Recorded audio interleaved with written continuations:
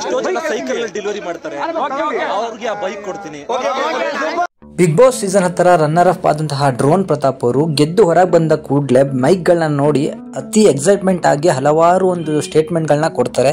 So ನನ್ನ ಹತ್ರ ಇರುವಂತಹ ದುಡ್ಡುಗಳನ್ನ ದಾನ ಮಾಡ್ತೀನಿ, ಬಡವರಿಗೆ ಕೊಡ್ತೀನಿ, ಅವರ ಟ್ರೀಟ್ಮೆಂಟ್ಗೆ ಕೊಡ್ತೀನಿ, ಹಾಗೆ ಹೀಗೆ ಅಂತ ಹೇಳ್ತಾರೆ.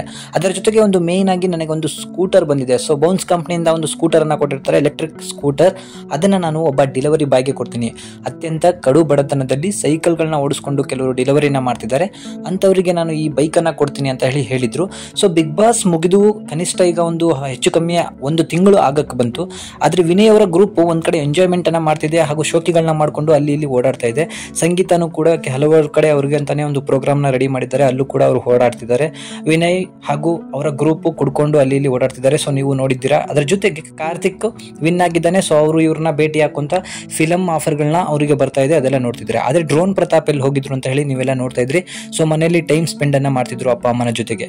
ಇದರ ಜೊತೆಗೆ ಮತ್ತೆ ಅವರು ಹೇಳಿದ ಮಾತನ ಪ್ರಕಾರ ನಡ್ಕೊಳ್ಳಿಕ್ಕೆ ಇವಾಗ ಒಂದು ಒಳ್ಳೆಯ ಒಂದು ನಿರ್ಧಾರವನ್ನು ತಗೊಂಡಿದ್ದಾರೆ. ಸೊ ಅವರು ಅವರ ಹತ್ರ ಇದ್ದಂತಹ ಬೌನ್ಸ್ ಅನ್ನೋ ಒಂದು ಬೈಕನ್ನು ಈಗ ಒಬ್ಬ ಡೆಲಿವರಿ ಬಾಯ್ಗೆ, ಅಂದರೆ ಅತ್ಯಂತ ಕಡು ಬಡತನದಲ್ಲಿ ಇದ್ದಂತಹ ಒಂದು ಡೆಲಿವರಿ ಬಾಯ್ಗೆ ಅವರು ಗಿಫ್ಟ್ ಆಗಿ ನೀಡಿದ್ದಾರೆ. ಸೊ ಇದರಿಂದಾಗಿ ಡ್ರೋನ್ ಪ್ರತಾಪ್ ಅವರ ಫ್ಯಾನ್ಸ್ಗಳಿಗೆ ತುಂಬ ಖುಷಿಯಾಗಿದೆ. ಹೆಲ್ಪಿಂಗ್ ನೇಚರನ್ನು ಬೆಳೆಸ್ಕೊಂಡಿದ್ದಾನೆ, ಹಾಗೂ ಹಿಂದೆ ಹೇಳಿದಂತಹ ಸುಳ್ಳುಗಳನ್ನು ಮತ್ತೆ ಹೇಳ್ತಾ ಇಲ್ಲ, ಅವನು ಹೇಳಿದಂತೆ ನಡ್ಕೊತಾ ಇದ್ದಾನೆ ಅನ್ನೋದು ತುಂಬ ಖುಷಿಯಾದ ವಿಚಾರ. ಮನೆಯಲ್ಲಿ ದೊಡ್ಡ ದೊಡ್ಡ ಬಿಲ್ಡಪ್ಗಳನ್ನು ಕೊಟ್ಕೊಂಡು ನಂದು ಅಷ್ಟಿದೆ, ನಂದಿಷ್ಟಿದೆ, ಅಷ್ಟು ಕಂಪ್ನಿ ಇದೆ, ಇಷ್ಟು ಕಂಪ್ನಿ ಇದೆ, ಹಾಗಿದೆ ಹೀಗಿದೆ ಅಂತ ಹೇಳಿದವರೆಲ್ಲ ಇವತ್ತು ಎಂಜಾಯ್ ಮಾಡಿಕೊಂಡು ಸುಮ್ಮನೆ ಬೀದಿ ಅಲಿತಾ ಇದ್ದಾರೆ.